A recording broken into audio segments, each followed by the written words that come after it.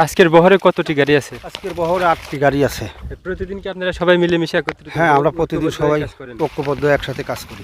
একসাথে কাজ করার সুবিধা, যেখানে যত কষ্টই হোক একসাথে কাজ করলে কাজটা হয়ে যায়। হ্যাঁ, একে অপরের বিপদ আপদ দেখা যায়, দেখা যায়, হ্যাঁ। দেখে সবাই, তাই না? যদি 200 বেশিও হয় তাও একবারে চলে যায়, একসাথে নিয়ে চলে ভাগযোগ করে নিয়ে চলে যাওয়া যায়। তাছাড়া এই প্রত্যেকটা গাড়িতে কি পরিমাণে মাল যায়? এই 100, 150, 200 যায় সময় সময়, তো অনেক পথ ভালো হলে। পথ হচ্ছে প্রতিদিন হচ্ছে কত গাড়ি করে বহন করা যায়? এই মোটামুটি মনে করেন যে 8টা গাড়িতে 8,000, 9,000, 10,000 পাট পড়ে। হ্যাঁ, 1,000 করে পাট ফেলানো যায়। 400 টাকা সহ, আর একটু দূরে টুরে হলে পারে 500, 600, 700 টাকা সহ। দূরত্ব বুঝে? হ্যাঁ, দূরত্ব বুঝে। এক একটা ঘোড়ার ছোলা খাওয়াই, কুশরীর গুড় খাওয়াই, ছাল খাওয়াই, চাল খাওয়াই, গুঁড়ো খাওয়াই, তাতে সর্বমোট একটা ঘোড়ার পিছনে 500 টাকা খরচ হয় দিন। গাড়ি টাড়ি যায় না বা মানুষের যাওয়া আসা অনেক কষ্ট, তখন সেখানেই ঘোড়া দিয়ে বহন করা যায়। হ্যাঁ, সেখানেই ঘোড়া দিয়ে বহন করা হয়।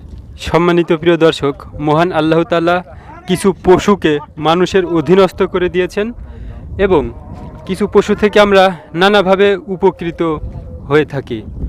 কিছু পশু থেকে আমরা পশম পাই, দুগ্ধ পাই, মাংস পাই, আবার কিছু পশু আমাদের যানবাহন হিসেবেও আমরা ব্যবহার করে থাকি।